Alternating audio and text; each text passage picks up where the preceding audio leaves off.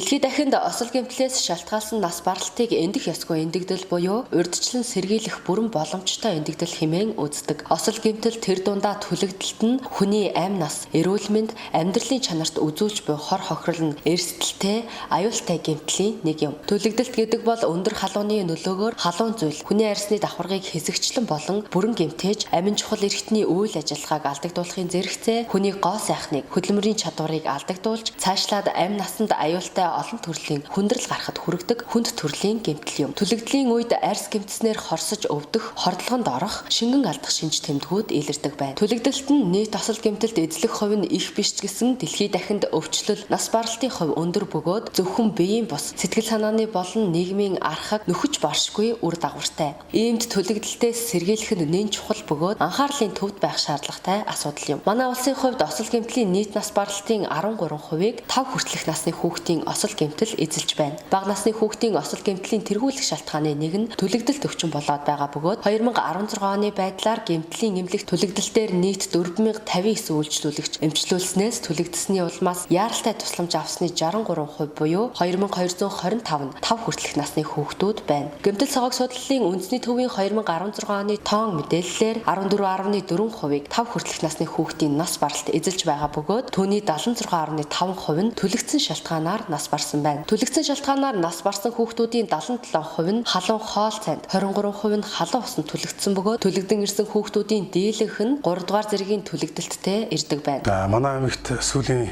жилүүдэд 0-5 настай хүүхдийн түлэгдэлт өвчин ихсэж байгаа. Нийт түлэгдлийн 70-80% одоо 0-5 настай хүүхдийн түлэгдэл эзэлж байна. Энэ ямар учиртай вэ гэхээр одоо түлэгдэл өвчин маань одоо сэргийлж болох өвчин бөгөөд эцэг эхчүүд хүүхдүүдэд анхаарал халамжаа одоо бүрэн хандуулснаар бол одоо түлэгдэх өвчнөөс бол урьдчилан сэргийлэх боломжтой.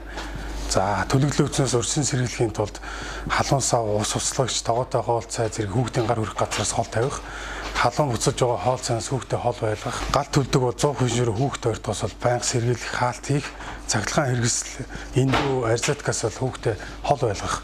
За төлөвцөн үед бол одоо эцэг эхчүүд бол хэрглэж болохгүй зүйлүүд гэж байгаа. Үүнд бол одоо барааны савн, элсэн чихэр, өндөгний шар, хөлдөө мах, амтны цус, гутлын тос, хорын цаас, товууд, үхрийн бас, уушгины улаан эм гэх мэт одоо эмнэлгийн бус аргаар одоо түлэгдсэн шархыг бол одоо химийн болон одоо халдвар орохоор бол бохирдуулж байна.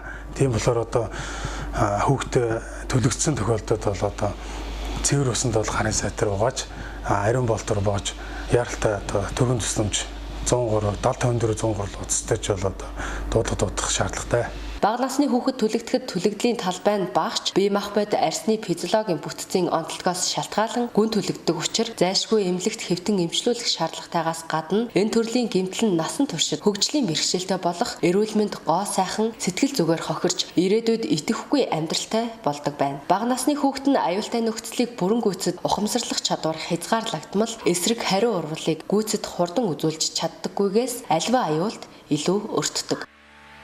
Хүүхэд түлэгцсэн үед үзүүлэх анхны тусламж. Түлэгдэл үүсгэж буй хүчин зүйлийг салгаж холдуулах.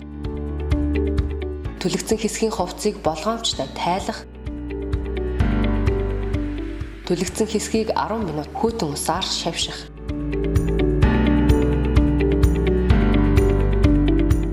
Ариун материалаар болт хийх, өвчин намдаах эм уулгах, эсвэл өвчин намдаах лаа хийх. 70-54 103 утсанд дуудлага өгч үзүүлэхийг зөвлөж байна. Хүүхдийг эрсдэлгүй аюулгүй орчинд амьдруулцгаая.